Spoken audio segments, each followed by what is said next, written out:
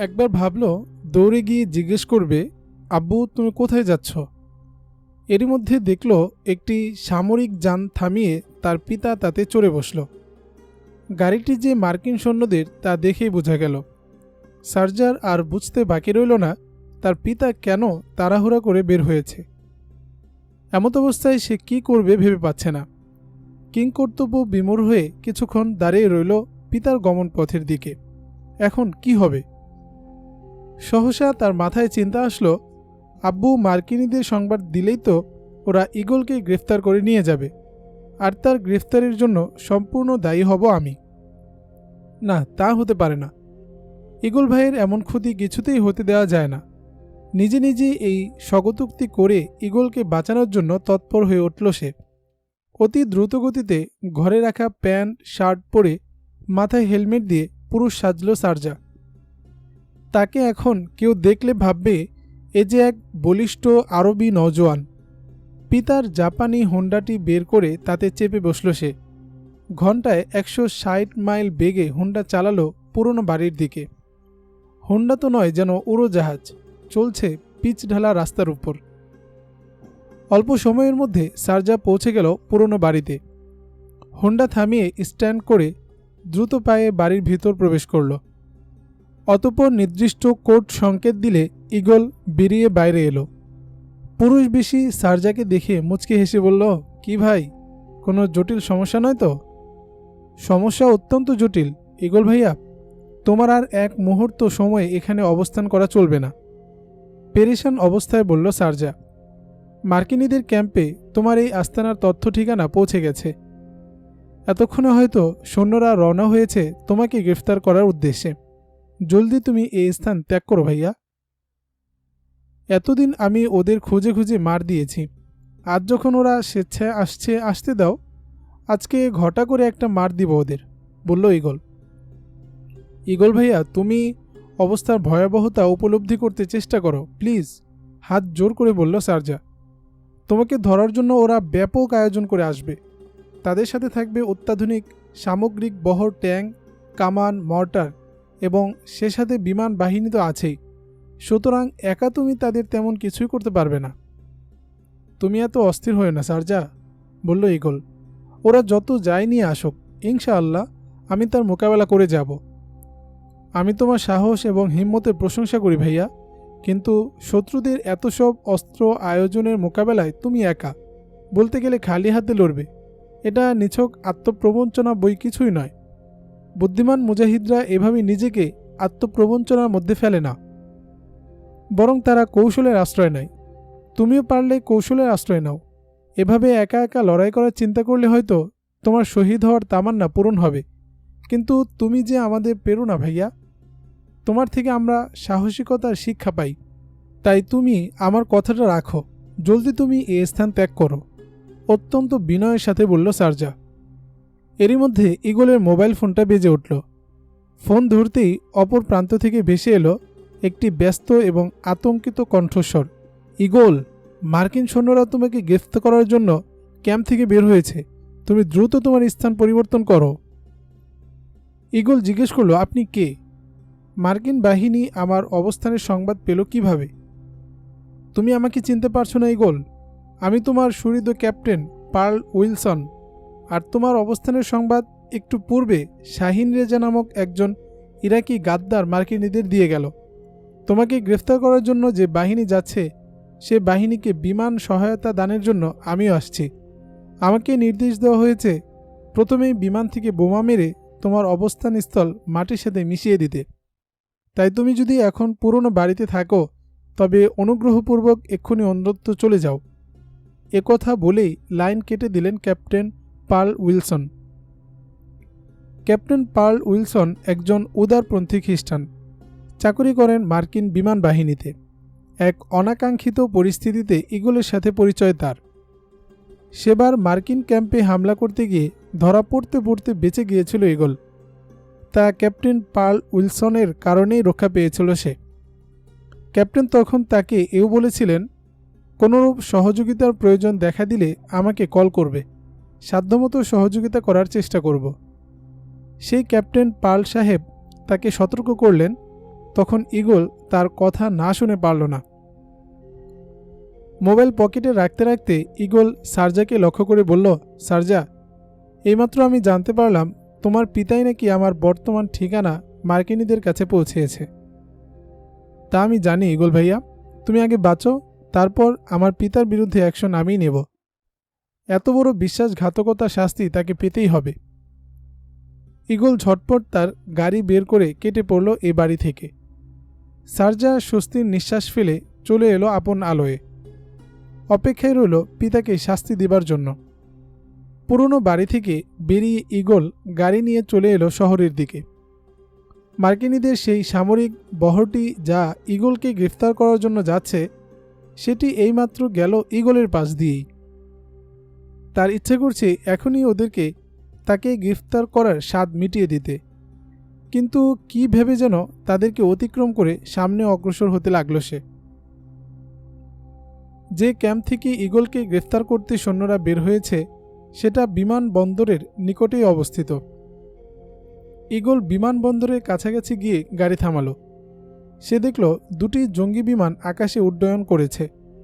বিমান দুটি শহরের উপকণ্ঠের দিকেই যাচ্ছে। তার আর বুঝতে বাকি রইল না কোথায় এবং কেন যাচ্ছে এ দুটো বিমান। এ মুহূর্তে প্রচণ্ড হাসি পেল ঈগলের। তার মনে পড়ল পাকিস্তানের বিখ্যাত মুজাহিদ নেতা মাওলানা মাসুদ আজহার সাহেবের মুখ নিঃসৃত একটি অমূল্য বাণী, রব বাঁচাতে চাচ্ছেন আর ভূতের পূজারীরা মারতে চাচ্ছে, শেষ পর্যন্ত রবের ইচ্ছায় বাস্তবায়িত হয়। মাওলানা সাহেবের কথাটা ধ্রুব সত্য, নতুবা বর্তমান বিশ্বের সর্ববৃহৎ শক্তির দাবিদার তথাকথিত বিশ্ব মোড়ল মার্কিন যুক্তরাষ্ট্র সেই ৯০-এর দশক থেকে খ্যাতিমান আরব মুজাহিদ, সারা দুনিয়ার মুজাহিদদের নয়নমণি শায়েখ ওসামা বিন লাদেনকে ধরার জন্য, মারার জন্য কম চেষ্টা করেনি, কম হামলা চালায়নি, কিন্তু অদ্যবধি তারা ওসামার শরীরে এতটুকু আছরও দিতে পারেনি। তিনি এখনও বহাল তবিয়তে আছেন এবং সেই আফগানেই আছেন যে আফগান এখন আমেরিকার দখলে। আজও মার্কিন সৈন্যরা আমাকে ধরার জন্য, অন্য কথায় মারার জন্য অভিযান চালাতে গেল, অথচ আল্লাহ তাআলা তাদের পৌঁছার পূর্বেই আমাকে নিরাপদে বাঁচিয়ে আনলেন। গাড়িতে বসেই এ সকল কথা চিন্তা করছিল ঈগল। তার মন পাখিটা এই মুহূর্তে পুরনো বাড়ি এলাকায় ঘোরাফেরা করছে। এভাবে গাড়িতে আরও কিছু সময় কাটালো ঈগল। সে এমন স্থানে গাড়িটি রেখেছে যাতে ক্যাম্পের সৈন্যদের এবং বিমানবন্দরের কর্মকর্তাদের নজরে না পড়ে। এদিকে দিনমণিটা গুধূলির আকাশে রক্তিম আভা ছড়িয়ে দিয়েছিল, আর একটু পরেই চতুর্দিকে অন্ধকারের চাদর বিছিয়ে দিয়ে রাতের আঁচলে সে মুখ ঢেকে নেবে। এমনই মুহূর্তে ঈগল দেখল অভিযান শেষ করে ফিরে এসেছে বিমান দুটো। বিমান দুটো যখন আকাশে চক্কর দিয়ে অবতরণের প্রস্তুতি নিল, ঠিক সে মুহূর্তে ঈগল তার গাড়ি চালু করল। এদিকে সূর্য ডুবো আবছা অন্ধকার ছড়িয়ে গেছে সর্বত্র। বিমান দুটো অবতরণ করে রানওয়ে যেই না স্থির হল, অমনি ঈগলের গাড়ি ছুটে এসে একটি বিমানের দরজা ঘেঁষে দাঁড়িয়ে গেল। বিমানের কাছে গাড়ি ছুটে যেতে দেখে বিমানবন্দরের গার্ড ও কর্মকর্তারা হতভম্ব হয়ে গেল। তারা কোনো পদক্ষেপ নেওয়ার পূর্বেই পরিস্থিতি তাদের নিয়ন্ত্রণের বাইরে চলে গেল। যখন ঈগলের গাড়ি বিমানের পাশে গিয়ে থামল, ঠিক তখন পাইলট দরজা খুলে বের হতে যাচ্ছিল। সাথে সাথে ঈগল তার মাথায় অস্ত্র তাক করে ভিতরে যেতে বলল।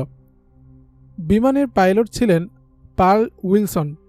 তিনি উচ্চবাচ্য না করে ঈগলের কথা মতো ইঞ্জিন স্টার্ট দিয়ে বিমান পুনরায় আকাশে উড্ডয়ন করলেন। বিমান উড্ডয়ন করার পর ঈগল ক্যাপ্টেন সাহেবকে বিমানের নিয়ন্ত্রণ তার হাতে দিতে বলল। তিনি নিয়ন্ত্রণ ঈগলের হাতে দিয়ে পাশের সিটে বসলেন। ঈগল বিমান চালাতে লাগল। অনেক দিন পর ঈগল আজ বিমান চালানোর সুযোগ পেল। আফগানিস্তান থাকাকালীন সময়ে এই যান্ত্রিক ফোরিং নিয়ন্ত্রণের কৌশল শিখেছিল সে। ক্যাপ্টেনের নিকট থেকে নিজ হাতে নিয়ন্ত্রণ নিয়েছে এজন্য যাতে মার্কিন কর্তৃপক্ষ সেই ক্যাপ্টেনকে বিমান ছিনতাইয়ের সহযোগী হিসাবে অভিযুক্ত করতে না পারে। নিয়ন্ত্রণ নিজ হাতে নিয়ে সরাসরি চলে এলো সে পুরনো বাড়ির আকাশে। এসেই বোম্বিং করতে লাগলো তার লাশ সন্ধানকারী মার্কিন সৈন্যদের উপর। সৈন্যরা যখন ইতস্তত ছুটোছুটি করছিল, তখন ইগলের খুব আনন্দ লাগছিল, কারণ এরাই তো সেই মার্কিন সৈন্যরা যারা তার প্রিয়তমাকে তার কাছ থেকে চিরতরে কেড়ে নিয়েছে। এরাই তো সেই মার্কিন বাহিনীর সৈনিক যারা তাকে মায়ের স্নেহ, পিতার আদর, ভাই বোনের ভালোবাসা থেকে জনমের তরে বঞ্চিত করেছে। বিমানটিতে বোমা ছিল কম, যেহেতু একবার এর বোমা ব্যবহার করা হয়েছিল।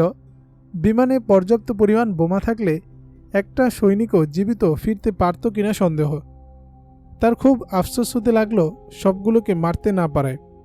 অগত্যা এই স্থান ত্যাগ করে চলে গেল বিমান নিয়ে অন্যত্র। এখন সমস্যা দেখা দিল বিমান থেকে ইগলের নামা নিয়ে। বাগদাদ বিমান বন্দরে অবতরণ করলে নিশ্চিত গ্রেফতার হতে হবে মার্কিন সেনাদের হাতে। অন্যত্র কোনো বিমান বন্দরেও নামা নিরাপদ মনে হলো না ইগলের। ক্যাপ্টেন উইলসন পরামর্শ দিলেন বিমানটিকে বসরার বিমানবন্দরে অবতরণ করাতে, কিন্তু বসরা যেতে যে পরিমাণ অকটেন প্রয়োজন তা বিমানে মজুদ নেই। যা আছে তাতে আর বড় জোর 15 মিনিট চলতে পারবে বিমান। শেষতক ইগল নিজেই উপায় একটি বের করল। ক্যাপ্টেন সাহেবকেই পুনরায় পাইলটের আসনে বসিয়ে দিল, অতঃপর নিজে একটি প্যারাশুট নিয়ে নিল। তাকে বলল বিমান দজলার দিকে নিয়ে যেতে। তিনি তাই করলেন।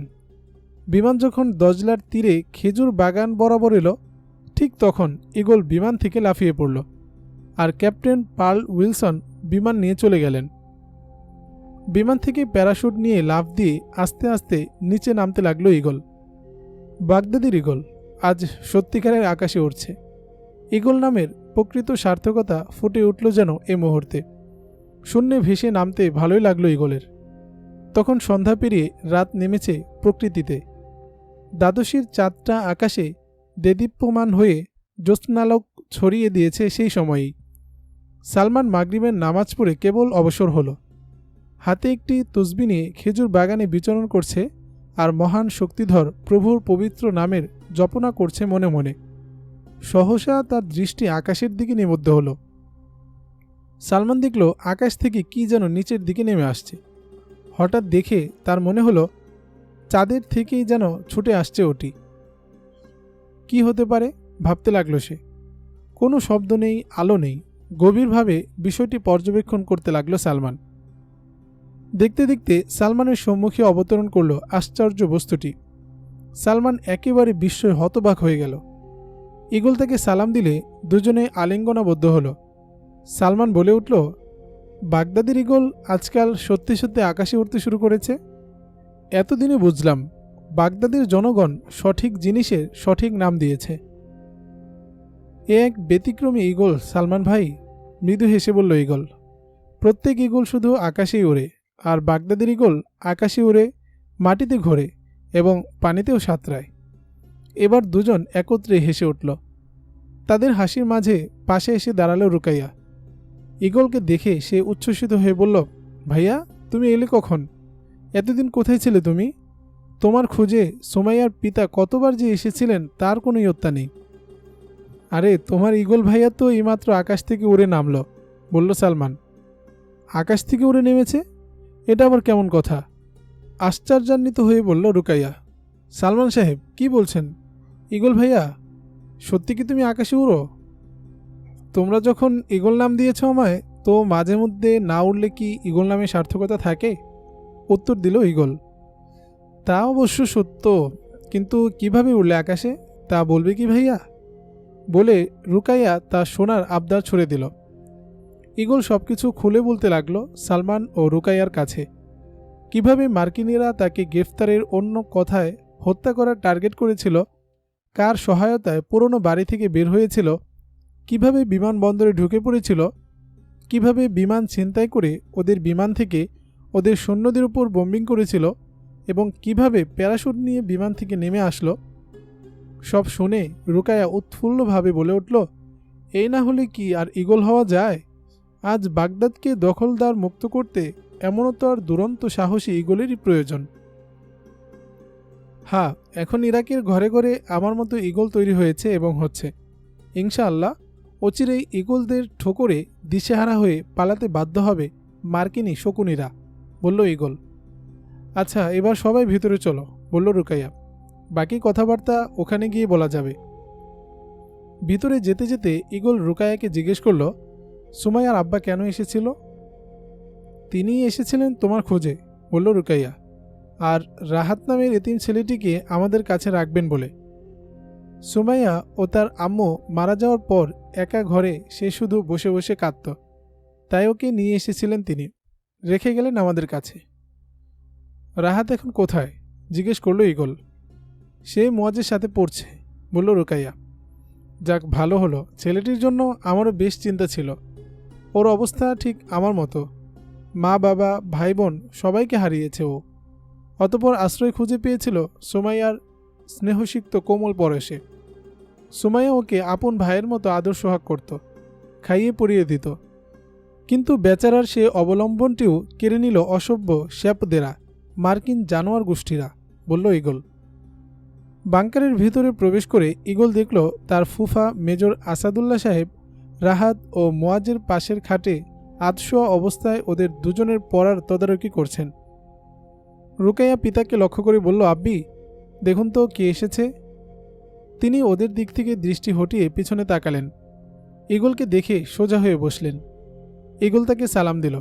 তিনি সালামের উত্তর দিয়ে জিজ্ঞেস করলেন, বেটা, তুমি নিরাপদে আছো তো? মার্কিনীদের ঘোষণার পর তোমার ব্যাপারে আমি দারুণ উদ্বিগ্ন হয়ে পড়েছিলাম। আলহামদুলিল্লাহ, আল্লাহ তাআলা আমাকে নিরাপদেই রেখেছেন, বলল ঈগল। মার্কিনীরা আমার কিছুই করতে পারেনি, ভবিষ্যতেও পারবে না ইনশাল্লাহ। আমি দৃঢ়ভাবে বিশ্বাস করি আল্লাহ যতদিন আমার দ্বারা তার দ্বীনের খেদমত করানোর ইচ্ছা করেন ততদিন দাজ্জালের সৈনিকেরা আমার কোনো ক্ষতিই করতে পারবে না। আর যখন আমার দ্বারা দ্বীনের খেদমত নেয়া তিনি পছন্দ করবেন না, তখন তিনিই আমাকে তার কাছে নিয়ে নেবেন। তা তো অবশ্যই, বললেন মেজর সাহেব। এমন বিশ্বাস থাকতে হবে প্রতিটি মুমিনের, মুসলমানের, প্রতিটি মুজাহিদের পাথেই এই বিশ্বাস। এভাবে বিভিন্ন বিষয় আলাপ আলোচনা হলো তাদের মধ্যে। ঈগল তার কর্মকাণ্ড সবিস্তারে আলোচনা করল। মেজর সাহেব বর্ণনা করলেন তাদের কর্মকুশলতার কথা। এতে রাত 9টা বেজে গেল। ঈগল বলল, আমার আজকে একটু তাড়াতাড়ি বিশ্রাম নিতে হবে, তাই এশার নামাজটা সকলে একত্রে জামাতের সাথে আদায় করে নিলে ভালো হয়। কিছুক্ষণের মধ্যে বাংকারে অবস্থানরত সকল মুজাহিদ এশার নামাজের তৈরি নিয়ে কাতার সোজা করে দাঁড়াল। মেজর সাহেবের ইমামতিতে সকলে নামাজ পড়ল। নামাজান্তে প্রাত্যহিক রুটিন অনুযায়ী 20 মিনিট হাদিসের দর্স আরম্ভ হল। দর্স প্রদান করল বিদেশি সাংবাদিক হাফেজ সালমান কুরেশি। হজরত আবু হুরায়রা রাদিয়াল্লাহু আনহু বলেন, এক ব্যক্তি রাসূলুল্লাহ সাল্লাল্লাহু আলাইহি ওয়াসাল্লামের নিকট উপস্থিত হয়ে বলল, আমাকে এমন একটি আমলের কথা বলে দিন যা জিহাদের সমান। তিনি সাল্লাল্লাহু আলাইহি ওয়াসাল্লাম বললেন, জিহাদের সমমর্যাদার কোনো আমল আমি খুঁজে পাচ্ছি না। তারপর তিনি বললেন, তুমি কি এ কাজ করতে সক্ষম যে মুজাহিদগণ জিহাদে রওনা হওয়ার সময় মসজিদে প্রবেশ করে অবিরাম নামাজ পড়তে থাকবে এবং এতে কোনোরূপ দুর্বলতা ও অলসতা তোমাকে স্পর্শ করবে না, আর রোজা রাখবে মুজাহিদ জিহাদ থেকে ফিরে না আসা পর্যন্ত। একদিনও রোজা কাজা করতে পারবে না। দিনের পর দিন, মাসের পর মাস, দিন রাত সমানে নামাজে মগ্ন থাকতে পারবে? পারবে কি লাগাতার রোজা পালন করতে? লোকটি বলল, কার সাধ্য আছে এমন কঠিন আমল সম্পাদন করার? হজরত আবু হুরায়রা রাদিয়াল্লাহু আনহু এই প্রসঙ্গে বলেন, ঘোড়া ঘাস খাওয়ার সময় যদি রশিটা একটু দীর্ঘ করে দেওয়া হয় বেশি জায়গা ঘুরে ঘাস খাওয়ার জন্য, এতেও মুজাহিদদের জন্য ছোট করে বাঁধার চেয়ে বেশি সওয়াব লেখা হয়। সহিহ বুখারী পৃষ্ঠা 391, খণ্ড 1, অধ্যায় ফজলুল জিহাদি ওয়াসসিয়ার। ব্যাখ্যা: সকল আমলের মর্যাদা নির্ভর করে তার লক্ষ্য, উচ্চতা ও গুরুত্বের উপর। তাই যেহেতু জিহাদের উদ্দেশ্য হল আল্লাহর দ্বীনকে প্রতিষ্ঠিত করা এবং এই মহান উদ্দেশ্য যেহেতু জিহাদ ব্যতীত সফল হবে না, সেহেতু বলা হয়েছে সকল আমলের চেয়ে জিহাদের গুরুত্ব সবচেয়ে বেশি। আমরা যুক্তিতর্কের মাধ্যমে কোনো আমলকে উত্তম বা অধম আখ্যায়িত করার ইখতিয়ার রাখি না। আল্লাহ আমাদেরকে এই অধিকার দেননি। আল্লাহ স্বয়ং নির্ধারণ করে দিয়েছেন কোন কোন আমল উত্তম এবং সর্বোত্তম, এবং কোনটির গুরুত্ব কোনটির চেয়ে বেশি। এই ইখতিয়ার ও অধিকার একমাত্র আল্লাহর। তার এই একক কর্তৃত্বে দ্বিতীয় কারো দখলদারিত্ব নেই। আর আল্লাহর পক্ষ থেকে তার রসুল সাল্লাল্লাহু আলাইহি ওয়াসাল্লাম জিহাদকে সবচেয়ে মর্যাদাবান ও উত্তম আমল হিসেবে আখ্যা দিয়েছেন। উপরন্তু আমরা যদি হাদিস ও ফিকাহের মূলনীতির আলোকে পর্যালোচনা করি, তখনও অন্যান্য আমলের চেয়ে জিহাদ উত্তম ও মর্যাদা সম্পন্ন হওয়ার পক্ষে একটি বিশেষ কারণ পরিলক্ষিত হয় যে, জিহাদ ইসলামের যাবতীয় আমল ও বিষয় আশয়ের একমাত্র সংরক্ষক। জিহাদ জয়ের মাধ্যমেই মুসলমান স্বাধীনভাবে ইসলামের সকল আমল যথার্থভাবে আদায় করার সুযোগ পেয়ে থাকে। কোনো ভূখণ্ডে তখনই ইসলামী বিধানমতে বিচার, অর্থ, শিক্ষা ও সমাজ ব্যবস্থা পরিচালনা করা সম্ভব যখন সে ভূখণ্ডে বা জনপদে মুসলিম শক্তি জিহাদের মাধ্যমে প্রতিপক্ষকে পরাজিত করে বিজয় লাভ করবে। জিহাদের মাধ্যমে বিজয় লাভ ছাড়া পূর্ণাঙ্গরূপে ইসলামের উপর আমল করা সম্ভব নয়। উপরন্তু জিহাদ ত্যাগ করার ফলে কাফির বিজয়ী হলে তখন সে দেশের ইসলামী বিধান ব্যবস্থা সম্পূর্ণ লণ্ডভণ্ড হয়ে যায়। ইসলামের সকল আমলের মূল সংরক্ষক জিহাদ, তাই জিহাদ সকল আমলের চেয়ে উত্তম। এছাড়া দ্বিতীয় কারণ হল, জিহাদে মানুষ তার জীবনের দুটি শ্রেষ্ঠ বিষয় কোরবান করে দেয়, এক জীবন, দুই সম্পদ। আর জিহাদ ছাড়া এই দুটি গুরুত্বপূর্ণ বিষয়ের কোরবানি একত্রে অন্য কোনো আমলে পাওয়া যায় না। এদিক বিবেচনায়ও জিহাদ সর্বোত্তম আমলের পর্যায়ে এসে দাঁড়ায়।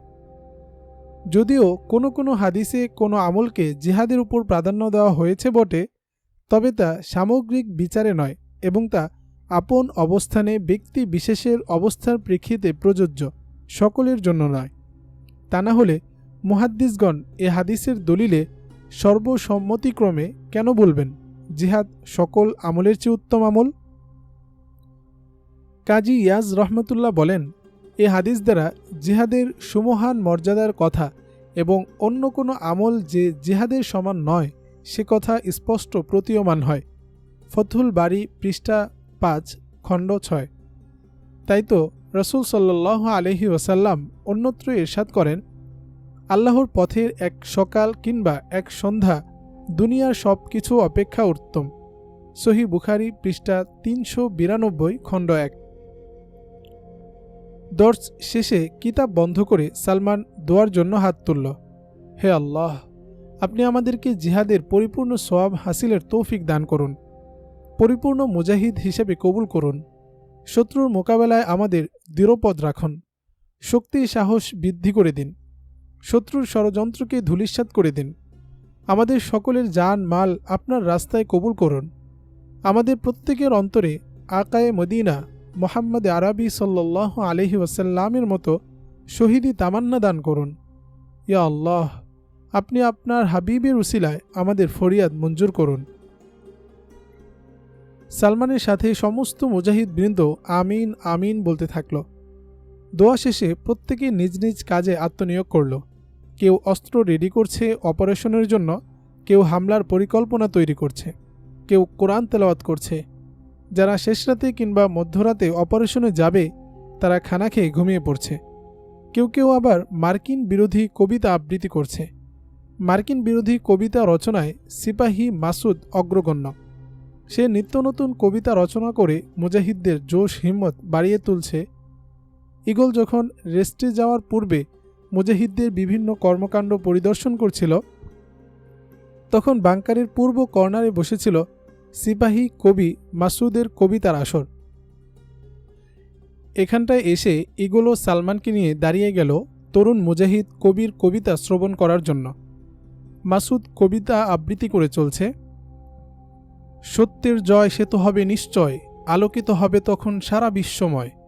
হতাশা নিরাশা কেটে যাবে সব, সত্যের সেনাদল হবেই কামিয়াব।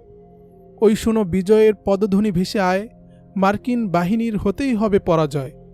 ময়দানে দেখো আজ কাঁধে কাঁধ মিলিয়ে, ভেদাভেদ ভুলে সবে গিয়েছে দাঁড়িয়ে। আরবি আজমি হয়ে আজ একাকার, বিজয়ের যাত্রা করেছে দুর্বার। বিশ্ব বেঈমান ইহুদি আর খ্রিস্টান, জেগেছে মুসলিম হয়ে যা সাবধান। মেরেছ এতকাল, করেছ ধ্বংস, মুসলিম দেশে দেশে হয়েছিল নিঃস্ব। বদলা নিব আজ প্রতি ফোঁটা রক্তের, গুড়িয়ে দিয়ে তোর জালিমি তক্তের। আণবিক শক্তি নিয়ে যত করো গর্ব, মুজাহিদদের অ্যাকশনে হবে সবই খর্ব। যদিও খালি হাতে আছি মোরা দাঁড়িয়ে, ইমানের পাল তুলে যাব সাগর পেরিয়ে। হাতে নিয়ে শান্তির সোনালি পয়গাম, দিকে দিকে ওড়াবো ইসলামী পরচাম। কেন্দ্রীয় খেলাফত ছিল যেই বাগদাদ, রক্তাক্ত করল তাহা হাইনার বিষদাদ। হানাদার বাহিনীর সৃষ্টি করা দুর্যোগ, ইরাকি জনতার পদে পদে দুর্ভোগ। ছোটকচি শিশুরা সইতে না পারছে, খাদ্য পানীয়ের তৃষ্ণায় মরছে। কারবালার সেই ডাক ফের ওই আসছে, হাহাকার চিৎকার ইথারে ভাসছে।